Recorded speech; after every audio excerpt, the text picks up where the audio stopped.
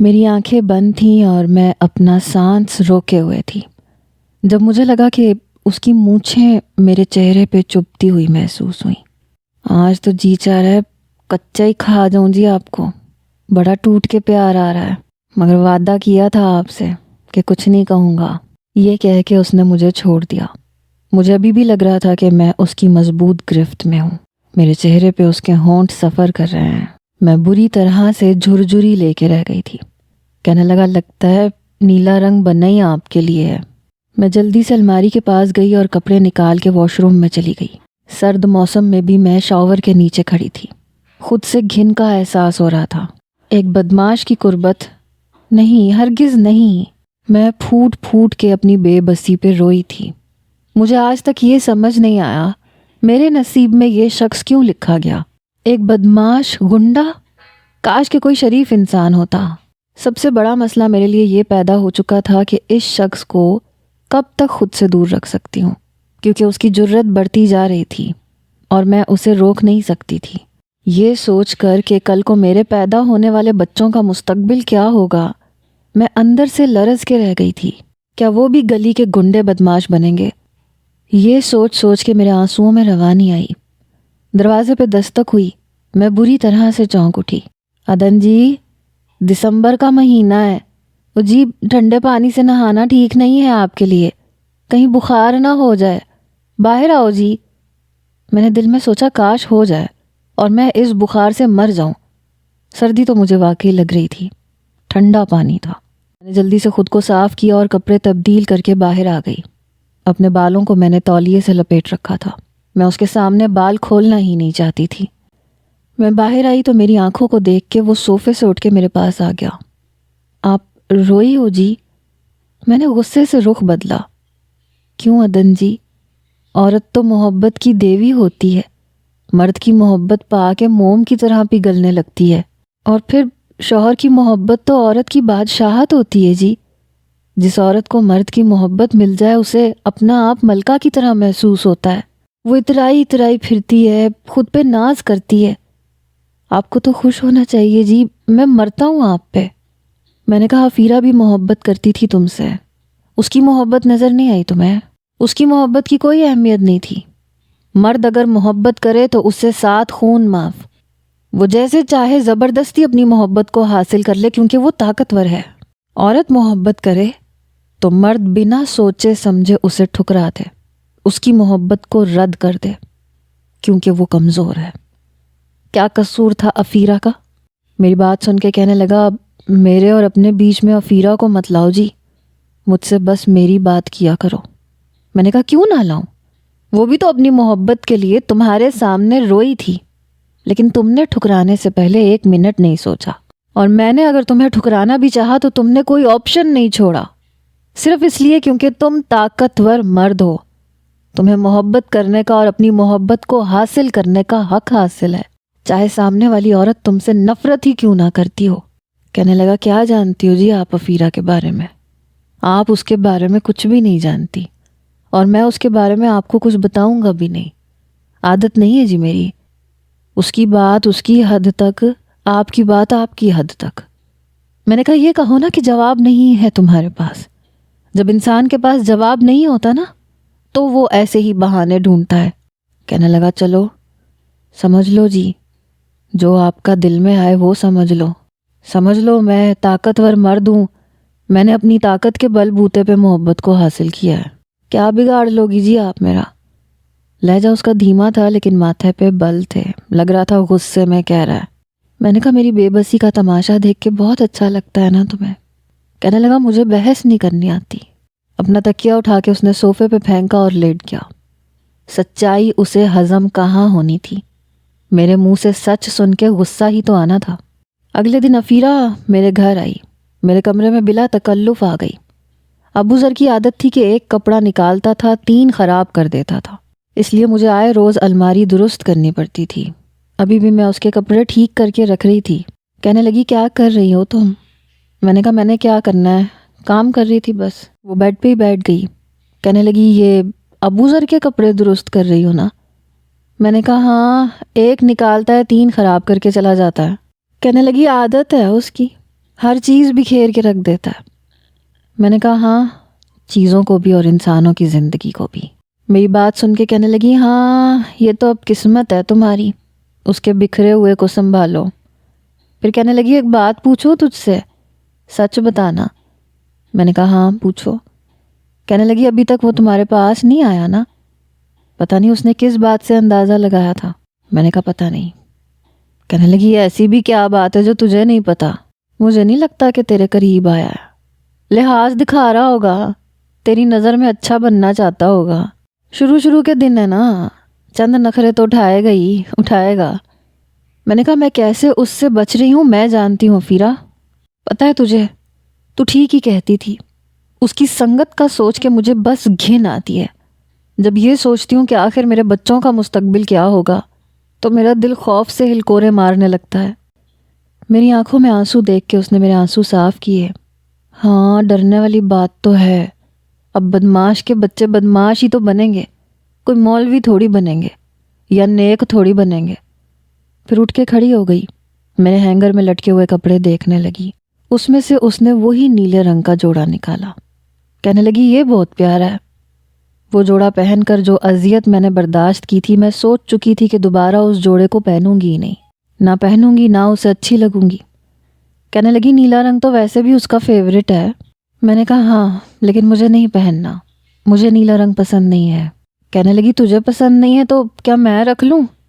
میں نے کہا ہاں رکھ لو۔ وہ ایسے خوش تھی جیسے پتہ نہیں میں نے اسے کیا دے دیا۔ کہنے لگی ابھی پہن کے آتی ہوں۔ وہ میرے ہی واش روم میں چلی گئی، باہر آئی تو وہی نیلے رنگ کا جوڑا پہنا ہوا تھا، پیاری لگ رہی تھی۔ پھر خود کو ڈریسنگ ٹیبل کے سامنے لگے آئینے میں دیکھنے لگی۔ تجھے پتہ ہے جب بھی کپڑے خریدتی تھی نا، نیلے رنگ کا جوڑا لازمی خریدتی تھی، کیونکہ مجھے پتہ تھا یہ رنگ ابوذر کو بہت پسند ہے۔ پھر ایک ٹھنڈی آہ بھری، میرا ڈریسنگ کا دراز کھولا، نیلے رنگ کی ہم رنگ چوڑیاں پہن لی۔ میں الماری درست کر چکی تھی۔ میں نے کہا میں ذرا کھانا بنا لوں، 1 گھنٹے میں سب لوگ آ جائیں گے۔ میں کمرے سے باہر آ گئی، کھانا بنانے لگی۔ افیرا میری ساس کے پاس بیٹھی تھی۔ وہ کہنے لگی اب آئی ہو تو کھانا کھا کے جانا۔ وہ کہنے لگی ٹھیک ہے خالہ، کھانا کھا کے جاؤں گی۔ کچھ دیر میں ابوذر اور اس کے بھائی اور والد بھی آ چکے تھے۔ کھانے کی میز پر جب سب بیٹھے تو اس نے ایک نظر افیرا پہ ڈالی۔ اپنے پسندیدہ لباس میں اسے دیکھ کر ابوذر کے ماتھے پہ بل پڑے، پھر ایک تیکھی نظر مجھ پہ ڈالی، پھر چپ چاپ کھانا کھانے لگا۔ جان بوجھ کے افیرا نے میری ساس سے کہا خالہ جی دیکھیں یہ رنگ مجھ پہ کیسا لگ رہا ہے؟ میری ساس کہنے لگی ماشاء اللہ میری بیٹی بہت پیاری لگ رہی ہے۔ کہنے لگی عدن نے مجھے تحفے میں دیا ہے، کہہ رہی تھی یہ رنگ مجھ سے زیادہ تجھ پہ جچتا ہے۔ میری ساس کہنے لگی اور کیا، میری افیرا پہ تو ہر رنگ ہی جچتا ہے۔ جان بوجھ کے پھر ابوذر سے کہنے لگی ابوذر دیکھ مجھ پہ کیسا لگ رہا ہے؟ کہنے لگا رنگ کا تو پتہ نہیں، البتہ دوسروں کی اترن میں تم واقعی کمال کی لگتی ہو۔ ویسے میری بیوی کی اترن پہننے کا تمہیں کب سے شوق ہو گیا؟ یہ سن کے افیرا کے چہرے کی مسکراہٹ غائب ہوئی۔ پھر میری طرف دیکھ کے کہنے لگا عدن جی ایسا کرو، جو کپڑے خود نہ پہننے ہو نا وہ افیرا کو دے دیا کرو، کیونکہ دوسروں کی اترن میں یہ زیادہ اچھی لگتی ہے۔ شاید اپنی جلن نکال رہا تھا۔ افیرا نے کھانے کی پلیٹ پیچھے کھسکائی۔ میری ساس شاید سمجھ گئی تھی، اس پہ نیلم اور زلیخا کی دبی دبی مسکراہٹ نے شاید افیرا کے اندر آگ لگائی۔ میری ساس کہنے لگی افیرا بیٹا کھانا کھاؤ۔ پھر ابوذر سے کہنے لگی تم چپ نہیں رہ سکتے، کیوں میری بچی کو ہر وقت پریشان کرتے رہتے ہو؟ کہنے لگا اس نے خود ہی تو پوچھا تھا کیسی لگ رہی ہوں، اب پوچھا ہے تو بتاؤں گا نا۔ اب وہ سلاد کی پلیٹ میں سے سلاد اپنی پلیٹ میں ڈال چکا تھا۔ اس سے پہلے کہ افیرا اٹھ کے کھڑی ہوتی میں نے اس کا ہاتھ پکڑ لیا، کیونکہ وہ میرے ہی برابر میں بیٹھی تھی۔ میں نے کہا یوں اٹھ کے کیوں جا رہی ہو، کھانا کھاؤ۔ کہنے لگی نہیں بس کھا لیا۔ میں نے کہا پلیز افیرا کھانا کھاؤ۔ وہ کھانا کھانے لگی۔ ابوذر کہنے لگا پرجائی کل آپ کہہ رہی تھی نا کہ اپنے پرانے کپڑے آپ نے گھر کی ملازمہ کو دینے ہیں، ایسا کرے افیرا کو دے دیں۔ تم بھی دیکھ لو کوئی پرانے کپڑے ہیں تو افیرا کو دے دو، اس پہ بہت جچیں گے۔ اس بار وہ رکی نہیں اور کرسی سے کھڑی ہوئی اور سیدھی گھر سے باہر چلی گئی۔ مجھے اس کے لیے بہت برا لگ رہا تھا۔ پتہ نہیں کیسا بے حس شخص تھا، پہلے اس کا دل توڑا، اس کی محبت ٹھکرائی اور اب مسلسل اسے ذلیل کر رہا تھا۔ میری ساس ابو ذر کو برا بھلا کہے جا رہی تھی۔ شرم نہیں آئی تجھے؟ اب تو ویسے بھی وہ کئی دن اپنی شکل نہیں دکھاتی، آج آئی گئی تھی تو اسے کھانا تو کھا لینے دیتا۔ وہ کہنے لگا میں نے کیا کہا ہے؟ میں نے کب کہا کہ کھانا مت کھاؤ؟ امی آپ اس کی طرفداری مت کیا کریں، اس کے نخرے اٹھا کے آپ نے اسے سر پہ چڑھا رکھا ہے، اس کی زبان کی تیزی نہیں دیکھی آپ نے؟ سلاد دوبارہ پلیٹ میں رکھ کے وہ خود بھی اٹھ کے کمرے میں چلا گیا۔ میرے سسر کہنے لگے تم باز مت آنا، جانتی ہو نا بازار کے کھانے وہ نہیں کھاتا، صبح کا ناشتہ کرتا ہے یا رات کا کھانا کھاتا ہے۔ میرے سسر کی ڈانٹ پہ میری ساس نے ماتھے پہ بل ڈال لیے۔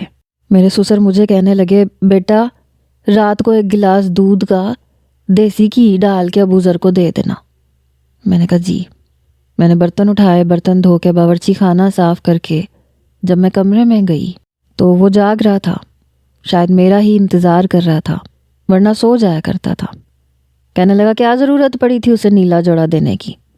میں نے کہا تمہیں کیا ضرورت پڑی تھی اس کا دل دکھانے کی؟ پہلے جتنا دل دکھا چکے ہو کیا وہ کم ہے؟ میرے سامنے آ کے کھڑا ہو گیا۔ بڑی شرافت سے تمہیں سمجھا رہا ہوں، میرے اور اپنے بیچ میں افیرہ کو مت لاؤ۔ میں نے وہ جوڑا تمہارے لیے خریدا تھا، تمہیں اس میں دیکھنا چاہتا تھا، اس لباس میں افیرہ کو دیکھ کے میرے اندر جو آگ لگی ہے اس کا تمہیں کوئی احساس نہیں۔ ڈرامے باز لڑکی کے جعلی آنسو تمہیں نظر آ گئے۔ کتنا خود غرض انسان تھا، اپنی تکلیف نظر آتی تھی اور دوسروں کی تکلیف اسے ڈرامہ نظر آتا تھا۔ ابھی وہ مجھ سے غصے میں بات کر رہا تھا جب دروازے پہ دستک ہوئی۔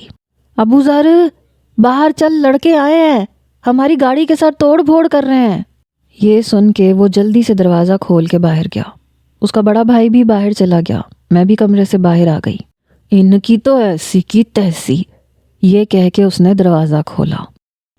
باہر چند لڑکوں کے ہاتھ میں ڈنڈے تھے اور وہ باہر کھڑی اس کی جیپ کے شیشے توڑ رہے تھے۔ اس کا بھائی شاید اتنا بہادر نہیں تھا، اور پھر نیلم نے بھی اپنے شوہر کا ہاتھ پکڑ رکھا تھا۔ جمال آپ نہیں جائیں گے؟ وہ کہنے لگا کیا ہو گیا ہے تمہیں؟ ان کے پاس پستولیں ہیں اور وہ لوگ کافی زیادہ ہیں، اور یہ لڑائی صرف ابو ذر کی نہیں ہے، یہ ہم سب کی ہے۔ وہ بار بار نیلم سے اپنا ہاتھ چھڑوا رہا تھا۔ ارے آپ کو نظر نہیں آتا، چھوٹے چھوٹے 2 بچے ہیں ہمارے۔ شاید نیلم میں مجھے اپنا مستقبل نظر آ رہا تھا۔ وہ رو رہی تھی، جمال بھائی کی منت سماجت کر رہی تھی، لیکن وہ ہاتھ چھڑا کے چلا گیا۔ میں نیلم بھابھی کے پاس آ کے کھڑی ہو گئی، کہنے لگی جان سولی پہ اٹکا رکھی ہے ان لوگوں نے۔ دروازہ کھلا ہوا تھا، پتہ نہیں اتنا نڈر کیوں تھا یہ شخص۔ 2 نوجوان اس کی کمر پہ ڈنڈے مار رہے تھے، لیکن وہ پیچھے ہٹنے کو تیار نہیں تھا۔ ایک شخص کا گریبان پکڑ کے اس کے منہ پہ مکے مارے جا رہا تھا۔ تیری اتنی ہمت، تو نے میری گاڑی کو ہاتھ لگایا؟ تبھی اچانک سے گولیوں کی آواز گونجی، سارے گھر کی خواتین چیخنے چلانے لگی۔ اس سے پہلے کہ باہر جاتی، میرے سسر نے باہر جاتے ہی دروازہ بند کر کے باہر سے کنڈی لگا دی۔ میری ساس کہنے لگی ارے دروازہ کھولو، ابو ذر کے ابا کون ہے یہ لوگ؟ میں جہاں کھڑی تھی میں وہیں کی وہیں کھڑی رہ گئی۔ پتہ نہیں جب بہت زیادہ ٹینشن ہوتی تھی تو میرے قدم جیم ہو جاتے تھے۔ باہر شور سا مچنے لگا، گولیوں کی آوازیں آ رہی تھیں۔ جمال بھائی کے دونوں بچے اپنی ماں کے ساتھ لپٹے ہوئے رو رہے تھے، نیلم بھابھی بھی روئے جا رہی تھیں، زلیخا کا بھی رنگ اڑا ہوا تھا۔ میری ساس بھی پریشان تھیں، دروازہ پیٹ رہی تھیں کہ دروازہ کھولو، کیا ہو رہا ہے باہر۔ کچھ دیر بعد پولیس کی گاڑی کا سائرن بجتا ہوا سنائی دیا۔ بہت شور شرابہ ہو رہا تھا۔ میں نہیں جانتی تھی کہ جھگڑا کس بات پہ ہوا تھا، لیکن محلے والے اپنی کھڑکیاں دروازے بند کر کے گھروں میں مقید ہو چکے تھے۔ کسی نے اتنی جرت نہیں دکھائی تھی کہ کھڑکی کھول کے باہر دیکھتے کہ ہوا کیا ہے۔ بہرحال کچھ ہی دیر میں سناٹا مچ گیا۔ باہر کا دروازہ کھلا تو میرے سسر کھڑے تھے، ساتھ میں جمال بھائی تھے۔ نیلم جلدی سے جمال بھائی کے پاس چلی گئی۔ کیا ہوا ہے باہر؟ میری ساس کہنے لگی ابو ذر کہاں ہے؟ جمال بھائی کہنے لگے پولیس لے گئی ہے اسے۔ یہ سن کے میری جان نکلی تھی۔ میرے سسر کہنے لگے سامنے والوں نے جب گولیاں چلائیں تو ہمیں بھی چلانی پڑی، اور ابو ذر کے ہاتھ سے، یہ کہہ کے چپ ہو گئے۔ میری ساس کا ہاتھ سینے تک گیا۔ ارے کیا کہہ رہے ہو؟ ابو ذر کے ابا، میرے بچے کو پولیس کیوں پکڑ کے لے گئی؟ اور میں یہ سوچ رہی تھی کہ نہ جانے کن بے قصوروں کو گولی مار چکا ہے وہ۔ میری آنکھوں سے آنسو بہنے لگے، سمجھ نہیں آ رہی تھی کہ اس کے حق میں دعا کروں یا نہ کروں۔ کیا وہ دعا کا حقدار ہے یا نہیں؟ میری ساس رونے لگی۔ جمال کہنے لگا اماں کیوں پریشان ہو رہی ہو؟ کیا جانتی نہیں ہو ابو ذر کو؟ آج تک کوئی جیل ایسی نہیں بنی جو اسے 24 گھنٹے اندر بٹھا سکے۔ آ جائے گا 3-4 گھنٹے میں، لیکن جس طرح دشمن کے دانت اس نے کھٹے کیے ہیں سوچ سمجھ کے ہماری گلی میں آئیں گے۔ لیکن شاید وہ ماں تھیں اس لیے بے چین تھیں۔ کہنے لگی مجھے لے کے جاؤ پولیس اسٹیشن، میں جا کے بات کرتی ہوں، کیوں میرے بچے کو جیل میں بند کر کے رکھا ہے؟ ارے تم دونوں یہاں کیوں آئے ہو؟ پولیس اسٹیشن کیوں نہیں گئے؟ ابو ذر کے ابا جاؤ ابھی جا کے میرے بچے کو لے کے آؤ۔ جمال بھائی کہنے لگے اسی نے ہمیں منع کیا تھا، ہم دونوں کو کہہ کے گیا تھا کہ میرے پیچھے مت آنا، میں ابھی بس آتا ہوں۔ اماں وہ آ جائے گا، کہہ کے گیا ہے تو ضرور آئے گا۔ نیلم بھابھی بھی میرے پاس آ گئیں۔ شاید میرے بہتے ہوئے آنسوؤں کا مطلب وہ کچھ اور سمجھی تھی۔ کہنے لگی فکر نہ کرو، آ جائے گا، کچھ نہیں ہوگا اسے۔ میں نے ایک نظر انہیں دیکھا اور اپنے کمرے میں چلی گئی۔ شاید 1 گھنٹہ گزرا تھا جب ابو ذر کی آواز باہر سے آئی۔ شاید میری ساس اس کے گلے لگ کے رو رہی تھی۔ امی جی ٹھیک ہوں میں، کچھ نہیں ہوا مجھے، پولیس میرا کچھ نہیں بگاڑ سکتی، آپ میری فکر مت کیا کریں۔ میرا دل پھر سے بے چین ہوا۔ جمال بھائی کی آواز آئی، ان کے کتنے مارے گئے؟ ابو ذر کہنے لگا میں نے آج تک کبھی گنتی کی ہے؟ ابو ذر جب مارنے پہ آتا ہے تو بس مارتا ہے، گنتی نہیں کرتا کہ کتنے بچ گئے اور کتنے ضائع ہو گئے۔ اندر بیٹھے میرا دل کانپ اٹھا۔ کچھ دیر بعد وہ کمرے میں آیا۔ میں اپنے آنسو صاف کرنے لگی۔ پتہ نہیں کتنوں کے گھر کے چراغ بجھا کے یہ شخص آیا تھا، کتنی ماؤں کے آنسو اور بد دعائیں لے چکا ہوگا۔ میرے دل میں اس کی نفرت میں اضافہ ہوا تھا۔ مجھے روتا دیکھ کے وہ میرے پاس بیٹھ گیا۔ ادن جی آپ رو رہی ہو؟ ارے بالکل ٹھیک ہوں میں، کچھ نہیں ہوا مجھے۔ اسے لگ رہا تھا شاید میں اس کے لیے آنسو بہا رہی ہوں۔ نہ جی نہ، رونا نہیں ہے آپ نے۔ اس سے پہلے کہ وہ میرے آنسو صاف کرتا میں نے اس کا ہاتھ پیچھے کر دیا۔ کس کس کے گھر کے چراغ کو بجھا کے آئے ہو؟ شرم نہیں آتی تمہیں لوگوں کی جان لیتے ہوئے؟ نفرت محسوس ہو رہی ہے تم سے، پتہ نہیں کتنوں کی بد دعاؤں کے حصار میں ہو تم۔ میں اٹھ کے کھڑی ہو گئی۔ کہنے لگا جی مطلب کیا ہے آپ کا؟ جان سے کسی کو مارتے ہوئے کبھی ہاتھ نہیں کانپے تمہارے؟ میری بات پہ وہ کچھ دیر مجھے دیکھتا رہا، پھر نفی میں سر ہلانے لگا۔ کبھی نہیں کانپے، بائیں ہاتھ کا کھیل ہے میرا، آنکھیں بند کر کے گولی ماروں تو کبھی نشانہ نہیں چوکا، بڑے فخر سے بتا رہا تھا۔ پھر کہنے لگا میں سمجھا پتہ نہیں میری فکر میں ندیاں بہا رہی ہو۔ خیر یہ سامنے دراز میں مرم پٹی کا سامان ہے، ذرا نکال کے دو مجھے۔ کم بختوں نے کمر توڑ کے رکھ دی۔ میں نے اس کی قمیض کی پچھلی طرف دیکھا تو میرا دل کانپ اٹھا۔ پیچھے سے قمیض سرخ ہو رہی تھی۔ میں فوراً سے بیڈ سے کھڑی ہو گئی۔ یہ کیا ہوا ہے تمہاری کمر پہ؟ یہ سرخ کیوں ہو رہی ہے؟ کہنے لگا کچھ دیر پہلے یار دوست آئے تھے میرے، اپنے پیار کی نشانی دے کے گئے ہیں۔ ظاہر ہے جن کو مارا ہے وہ بھی تو بدلے میں ماریں گے نا مجھے، پیار تو کریں گے نہیں۔ یہ کہہ کے اس نے اپنی قمیض اتاری۔ اس کی زخمی کمر دیکھ کے میرا دل دہلا۔ دراز سے زخموں کی دوا نکال کے لگا دو، اگر تھوڑی سی ہمدردی مجھ غریب سے ہے آپ کے دل میں تو۔ اس کی زخمی کمر دیکھ کے ہی میرے تو ہاتھ کانپ گئے تھے۔ میری حالت دیکھ کے کہنے لگا آپ سے نہیں ہوگا۔ زلیخا وہ کمرے میں آ ذرا، اس نے اپنی بہن کو پکارا۔ اسی نے آ کے اس کی کمر پہ دوائی لگائی تھی، ساتھ ساتھ ان لوگوں کو برا بھلا کہہ رہی تھی جنہوں نے ابو ذر کو مارا تھا۔ یہ نہیں پتا تھا کہ ابو ذر نے ان کے ساتھ کیا کیا ہے۔ دوا لگا کے وہ چلی گئی۔ وہ اپنی دوسری قمیض پہن چکا تھا، صوفے پہ لیٹنے لگا۔ میں نے کہا تم بیڈ پہ سو جاؤ۔ میں نے تو اس کا احساس کیا تھا۔ وہ کہنے لگا سچی؟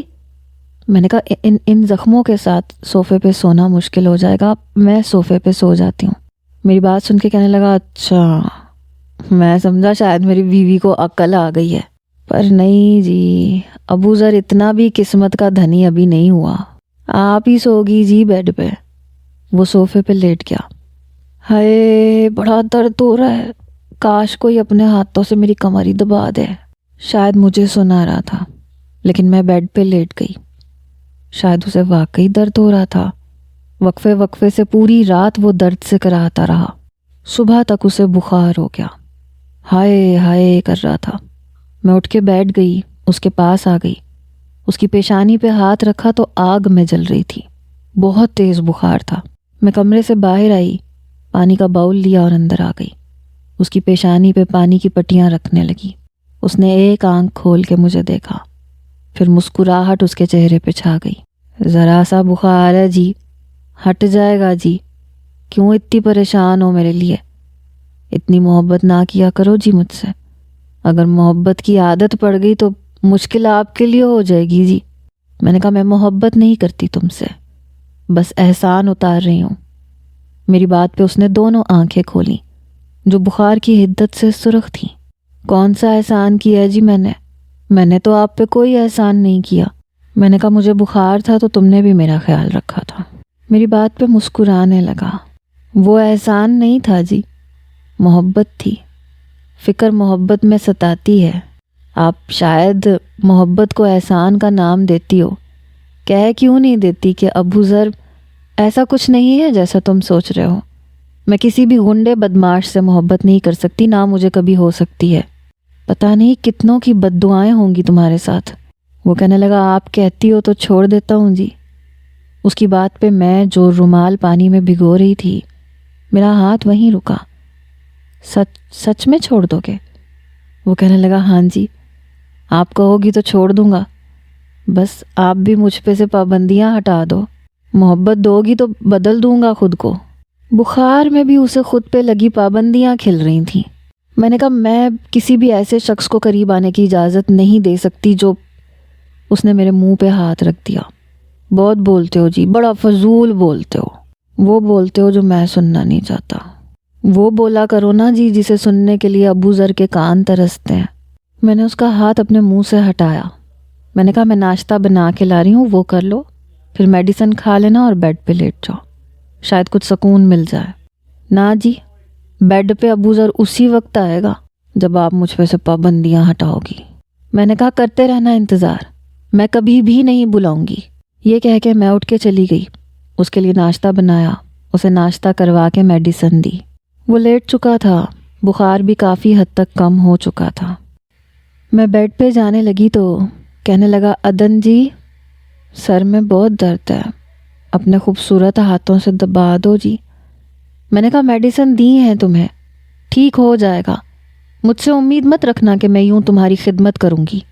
کب تک دور رہو گی جی؟ آنا تو میرے پاس ہی ہے، صبر کر رہا ہوں تو بس اس لیے کہ صبر کا پھل میٹھا ہوتا ہے۔ میں نے کوئی جواب نہیں دیا اور بیڈ پہ لیٹ گئی۔ صبح جب اٹھی تو وہ کمرے میں نہیں تھا۔ میں کمرے سے باہر آئی تو سامنے تخت پہ اپنی ماں کی گود میں سر رکھ کے لیٹا ہوا تھا، وہ اس کا سر دبا رہی تھی۔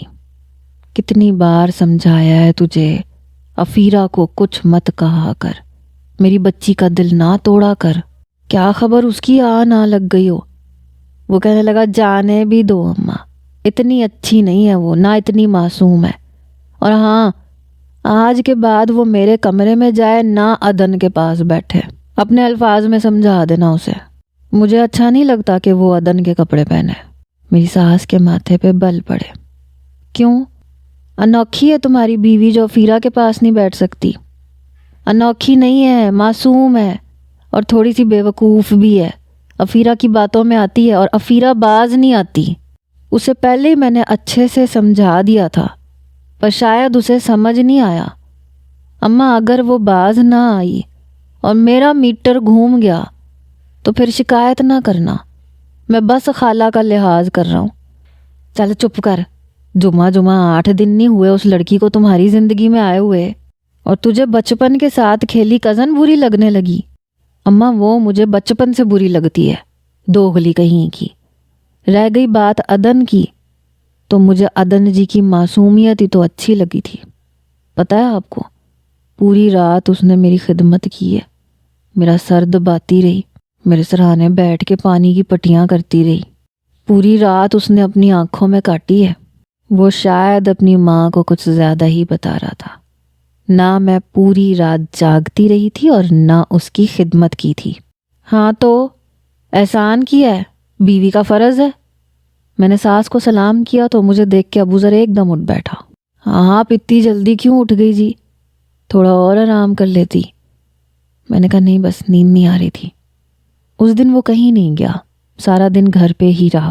میری ساس کہنے لگی اول تو ابوذر کو بخار کم ہی چڑھتا ہے، پر جب چڑھ جائے پھر اترتا نہیں ہے۔ میری ساس کچن میں کبھی بھی نہیں آتی تھی، بس میں، نیلم بھابھی اور زلیخا ہی کام بانٹ کے کر لیا کرتے تھے۔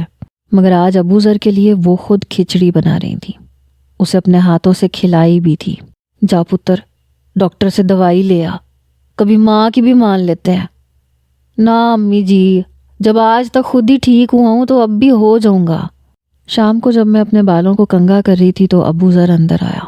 اسے دیکھتے ہی جلدی سے میں نے دوپٹہ گلے میں لے لیا، اپنے بالوں کا جوڑا بنانے لگی۔ وہ صوفے پہ جانے کے بجائے میرے پاس آ گیا۔ میرے سامنے اتنا تکلف کیوں برتتی ہیں جی؟ بنا دوپٹے کے بھی آپ آرام سے کمرے میں رہ سکتی ہیں۔ میں نے کہا سارا خطرہ ہی تم سے۔ میری بات پہ ہنسنے لگا۔ اچھا جی، کس بات کا خطرہ ہے؟ آپ کی ہر چیز پہ میں حق رکھتا ہوں، میرے سامنے اتنا پردہ مت کیا کرو۔ یہ جو حسین بال ہیں آپ کے، انہیں کھلا رہنے دیا کرو۔ میرا جوڑا وہ کھول چکا تھا۔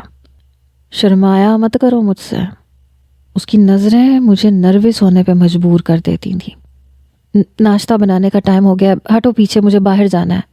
جان چھڑوانے کے 101 بہانے آتے ہیں تمہیں، پر میں بخشنے والوں میں سے ہوں نہیں۔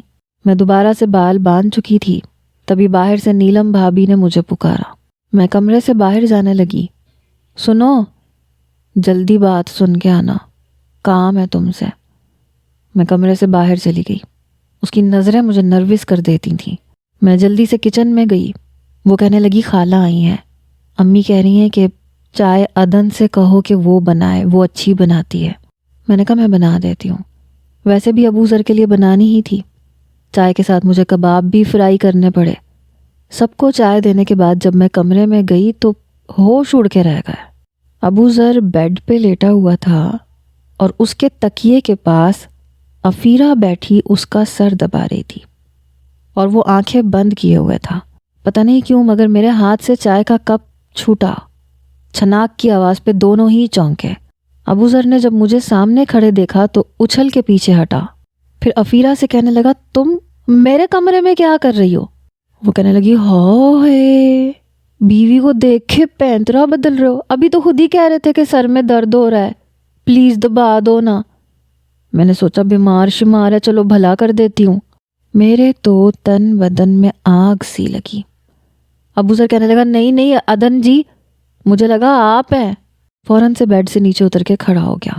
میں نے کہا نہیں، غلطی میری ہے، مجھے دروازہ کھٹکھٹا کے آنا چاہیے تھا۔ میں کمرے سے باہر جانے لگی مگر وہ میرا ہاتھ پکڑ چکا تھا۔ افیرہ سے کہنے لگا تم بتا نہیں سکتی تھی کہ کمرے میں تم ہو؟ میری تو آنکھیں بند تھیں، دفع ہو جاؤ یہاں سے۔ وہ مسکراتی ہوئی کندھے اچکاتی ہوئی جانے لگی۔ بیوی کو دیکھ کے باتیں بدلنا تو کوئی تجھ سے سیکھے، یہ کہہ کے وہ چلی گئی، کمرہ بھی بند کر گئی۔ میں سچ کہہ رہا ہوں، مجھے لگا تھا تم ہو۔ مجھے پتہ نہیں کیوں غصہ آیا۔ ابوذر میرا ہاتھ چھوڑو، مجھے کوئی فرق نہیں پڑتا، سمجھے نا، مجھے صفائیاں دینے کی ضرورت نہیں ہے۔ میں اپنا ہاتھ چھڑوانے لگی۔ قسم کھا کے کہتا ہوں مجھے لگا تھا کمرے میں تم آئی ہو، میری آنکھیں بند تھی۔ قسم لے لو عدن، با خدا میں ایسا نہیں ہوں۔ میں نے کہا میرا ہاتھ چھوڑو، مجھے کوئی فرق نہیں پڑتا کہ تم کیسے ہو اور کیسے نہیں ہو، غلطی میری تھی، مجھے دروازے پہ دستک دے کے آنا چاہیے تھا۔ وہ بری طرح سے گھبرایا ہوا تھا۔ کیوں؟ دروازہ کھٹکھٹا کے کیوں آنا تھا؟ تمہارا کمرہ ہے، اس افیرہ کی بچی کو میں چھوڑوں گا نہیں۔ میں نے کہا مجھے کوئی فرق نہیں پڑتا، تم اس سے سر دبواؤ، اپنی ٹانگیں دبواؤ، یا میری بلا سے اس کے ساتھ سو جاؤ۔ میں پتہ نہیں غصے میں کیا بول گئی۔ زبان سنبھال کے بات کرو۔ وہ غصے سے دھاڑا۔ بے اختیار اس کا ہاتھ میرے لیے اٹھا مگر ہوا میں ہی رہ گیا۔ میں نے حیرت سے اسے دیکھا۔ جلدی سے اس نے اپنا ہاتھ نیچے کیا۔ میرے کردار پہ غلط بات مت کرنا۔ میں نے اپنا ہاتھ اس سے چھڑوایا۔ دیکھ لیا میں نے تمہارا کردار۔ میں پتہ نہیں کیوں روتے ہوئے کمرے سے باہر نکل گئی، سیدھی اوپر چھت پہ چلی گئی۔ مغرب ہو چکی تھی، اندھیرا چھانے لگا تھا۔ میں چھت پہ آ کے پھوٹ پھوٹ کے روئی۔ جھوٹا، دھوکے باز، میرے سامنے کچھ ہے، اصل میں کچھ ہے، بات کرتا ہے محبت کی۔ پتہ نہیں مجھے تکلیف کس بات کی ہو رہی تھی۔ کچھ دیر بعد وہ چھت پہ آیا، میں نے جلدی سے آنسو صاف کیے۔ تم یہاں بیٹھی ہو، میں پورے گھر میں تمہیں تلاش کر رہا تھا، اتنی سردی میں یہاں کیا کر رہی ہو؟ میں نے کہا مجھے یہیں بیٹھنا ہے اور میں یہیں بیٹھوں گی۔ کہنے لگا افیرا جھوٹ بول رہی تھی، قسم لے لو میں نہیں جانتا تھا کہ وہ کمرے میں ہے۔ میں نے کہا آج سے پہلے کبھی میں نے تمہارا سر دبایا ہے؟ میں بھی یہی سوچ رہا تھا کہ تم اتنی شرافت سے کیسے میرا سر دبا سکتی ہو، مجھے ہاتھ تک تو لگاتی نہیں ہو۔ میں دیکھنے ہی والا تھا۔ سچی ادن، میں ایسا نہیں ہوں، تمہارے علاوہ با خدا کسی کو بری نظر سے نہیں دیکھا۔ جب مجھے بری نظر سے دیکھ سکتے ہو تو مطلب کسی بھی لڑکی کو دیکھ سکتے ہو۔ اب میرے سامنے نیک بننے کی کوشش نہ کرو۔ میں نے اپنا رخ بدل لیا۔ تمہیں اعتبار کرنا ہے کرو، نہیں کرنا مت کرو، رونا ہے روتی رہو، سردی میں مرنے کا شوق ہے مرو، میری طرف سے بھاڑ میں جاؤ۔ میں کیا ہوں کیا نہیں ہوں یہ میں جانتا ہوں۔ مجھے تمہارے سامنے اپنے کردار کی دلیلیں دینی بھی نہیں ہے۔ اگر میں ایسا ہوتا نا ادن تو تمہیں اتنا وقت نہ دیتا، اتنا صبر نہ دکھاتا، لیکن شاید یہ میری سب سے بڑی غلطی تھی۔ خیر، ہو گئی غلطی، آگے سوچ کے چلوں گا۔ یہ کہہ کے وہ نیچے چلا گیا۔ میں ڈھیٹ بن کے وہیں چھت پہ بیٹھی رہی، اپنے اندر کی آگ کو آنسوؤں سے بجھاتی رہی۔ رات کے 10 بجے تک میں وہیں بیٹھی رہی۔ نیچے گئی تو سیدھا اپنے کمرے میں گئی، کھانا بھی نہیں کھایا۔ زلیخا میرے کمرے میں آئی، بھابھی کہاں تھی آپ، کھانا نہیں کھایا آپ نے؟ میں نے کہا بھوک نہیں ہے، سر میں درد ہے میرے۔ وہ کہنے لگی چائے بنا دوں آپ کو؟ میں نے کہا نہیں، میں سو جاؤں گی تو ہٹ جائے گا، تم جاؤ۔ وہ چلی گئی۔ ابھی بھی مجھے رونا آ رہا تھا۔ پتہ نہیں کن کن لڑکیوں سے اس کے چکر چل رہے تھے۔ کوئی لڑکی یوں ہی تو کسی لڑکے پہ فدا نہیں ہوتی، اس نے بھی ضرور افیرا کو سبز باغ دکھائے ہوں گے۔ یہ مرد ہوتے ہی ایسے ہیں، نظر باز، دھوکے باز۔ میرا غصہ کم ہونے کا نام نہیں لے رہا تھا۔ جب وہ کمرے میں آیا میں منہ تک کمبل لے چکی تھی۔ اس نے بھی مجھے کچھ نہیں کہا۔ صبح جب میری آنکھ کھلی تو ابو ذر کنگا کر رہا تھا، تیار تھا، شاید کہیں جا رہا تھا۔ مجھے دیکھ کے کہنے لگا ناشتہ بنا دو، گھر پہ کوئی نہیں ہے، نیلم بھابھی کی امی بیمار ہیں، اس لیے بھابھی امی زلیخا ان کے ساتھ ہی چلی گئی ہیں۔ میں اٹھ کے بیٹھ گئی، اپنے کھلے بالوں کا جوڑا بنانے لگی۔ ایسا کرو افیرا کو بلا لو، اچھا ناشتہ بنا دے گی تمہیں۔ میری بات سن کے اس نے کنگا ڈریسنگ ٹیبل پہ پھینکا، میرے پاس آ گیا۔ تم کس مرض کی دوا ہو؟ تمہیں نکاح کر کے اس لیے تو نہیں لایا کہ اپنے کام افیرا سے کرواؤں؟ میں نے کہا میں تو ملازمہ ہوں تمہاری خدمت کے لیے آئی ہوں۔ کہنے لگا یہی سمجھ لو۔ میں اٹھ کے باہر جانے لگی۔ سنو، آملیٹ میں مرچ ڈالنے کے بجائے بس اپنی انگلی پھیر دینا، آملیٹ میں مرچیں خود ہی تیز ہوتی جائیں گی۔ میں نے پلٹ کے اسے غصے سے دیکھا، مسکرا رہا تھا۔ میرے اندر مزید جلن سی ہوئی۔ میں نے آملیٹ میں 2 چمچ مرچ ڈال دی۔ آملیٹ بنا کے میں نے ٹیبل پہ رکھ دیا، ساتھ میں چائے میں بھی چینی کے بجائے نمک ڈال دیا۔ وہ ناشتہ کرنے کے لیے صحن میں ہی بیٹھ گیا۔ کہنے لگا گھر پہ کوئی نہیں ہے، میرے جانے کے بعد اچھے سے دروازہ لاک کر لینا۔ میں نے کہا جی سرتاج، کر لوں گی۔ میری بات پہ اس نے برجستہ مجھے حیرت سے دیکھا، شاید اس کے لیے یہ بات غیر متوقع تھی۔ کہنے لگا خیر تو ہے جی، آج بڑے موڈ میں ہو سرتاج، واہ۔ میں نے کہا کیوں، کیا تم میرے شوہر نہیں ہو؟ اور شوہر تو سر کا تاج ہوتا ہے۔ کہنے لگا اچھا جی، بڑی بات ہے، یہ آج اس بات کا احساس کیوں ہو رہا ہے؟ میں نے کہا بس ہو گیا، بس آپ ناشتہ کرو جی، میں نے اپنے خوبصورت ہاتھوں سے بنایا ہے، بس آپ نے پورا ختم کرنا ہے جی۔ میں نے اسی کے انداز سے کہا۔ وہ وہیں ٹھٹک کے رک گیا، مجھے غور سے دیکھنے لگا۔ ادن طبیعت تو ٹھیک ہے نا؟ میں نے کہا کیوں، کیا ہوا جی؟ میری محبت ہضم نہیں ہو رہی؟ ویسے تو کہتے ہو میں بات نہیں کرتی، تمہارا خیال نہیں رکھتی، اب بات کر رہی ہوں تو۔ کہنے لگا ایک دن میں آپ اس طرح سے مہربانیاں دکھاؤ گی تو دھچکا تو لگے گا نا۔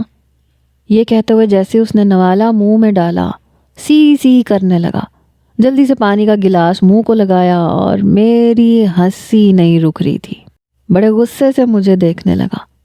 پاگل ہے لڑکی، اتنی مرچیں کیوں ڈالی تھی؟ منہ جل گیا میرا۔ میں نے کہا کیا ہوا؟ میں نے تو بس مرچوں کی جگہ اپنی انگلی ہی پھیری تھی، برداشت نہیں ہوئی آپ سے۔ کہنے لگا اچھا تو اس لیے اتنی مہربانیاں دکھا رہی تھی۔ میں نے کہا تم مجھ سے محبت کے دعوے دار ہو تو یہ آملیٹ کھا کے دکھاؤ، پھر میں مان جاؤں گی کہ تم مجھ سے محبت کرتے ہو۔ میں جانتی تھی کہ وہ نہیں کھائے گا۔ کہنے لگا اچھا اگر میں نے یہ کھا لیا تو پھر ایک بات تمہیں بھی میری ماننی پڑے گی، اتنی مرچوں کے بعد میٹھا میری مرضی کا ہوگا۔ میں نے کہا تم کھا ہی نہیں سکتے، وہ ایک نوالے پہ ہی سی سی کر اٹھا تھا، ممکن ہی نہیں تھا کہ کھا سکتا۔ کہنے لگا تم اپنی بات کرو جی۔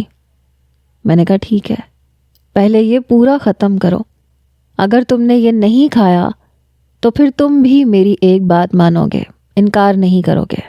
کہنے لگا منظور ہے۔ اس نے وعدے کے لیے ہاتھ آگے بڑھایا، میں نے اپنا ہاتھ اس کے ہاتھ پہ رکھ دیا۔ کہنے لگا مکرنے نہیں دوں گا۔ میں نے کہا میں بھی مکرنے نہیں دوں گی۔ یہی موقع تھا کہ میں اسے اس بات پہ راضی کرتی کہ وہ بدماشی چھوڑ دے۔ مجھے پورا یقین تھا کہ وہ کھا نہیں پائے گا۔ کہنے لگا ادھر میرے سامنے آ کے بیٹھو جی، اپنے ہاتھ سے کھلاؤ۔ میں نے کہا کھلا دیتی ہوں۔ میں نے نوالا اس کے منہ میں ڈالا، وہ کھانے لگا۔ میں نے کہا پانی نہیں پیو گے تم بیچ میں؟ کہنے لگا نہیں پیتا۔ مجھے لگا تھا تیسرے نوالے پہ اٹھ کے کھڑا ہو جائے گا۔ میں نے کہا آج تمہارے عشق کا بخار 2 نوالوں میں اتر جائے گا۔ کہنے لگا چلو دیکھ لیتے ہیں جی۔ میں نے اسے نوالا بنا کے کھلایا، وہ کھا رہا تھا۔ یہ نہیں کہ اسے مرچیں نہیں لگ رہی تھیں، مرچیں لگ رہی تھیں۔ اس کا چہرہ برداشت سے سرخی مائل ہو رہا تھا، مگر کھا رہا تھا، میری آنکھوں میں دیکھ رہا تھا۔ پہلی بار ایسا ہوا کہ میں بھی اس کی آنکھوں میں دیکھنے لگی۔ مجھے لگا اب پانی مانگے گا، اب پانی مانگے گا، مگر وہ بنا چوں چرا کے کھا رہا تھا۔ اب میرا دل ضرور دھڑکنے لگا، اس کی آنکھیں گلابی سی ہونے لگی۔ شاید میرا صبر یہیں تک تھا، میں نے اپنا ہاتھ روک لیا۔ وہ کہنے لگا کیا ہوا جی، کھلاؤ نا، رک کیوں گئی؟ میں نے کہا نہیں بس رہنے دو۔ کہنے لگا کیوں رہنے دوں؟ کھلاؤ نا، تمہارے ہاتھوں سے کھانے کا مزہ ہی الگ ہے۔ میں نے کہا تم جان بوجھ کے برداشت کر رہے ہو، مجھے ایسا کوئی امتحان نہیں لینا۔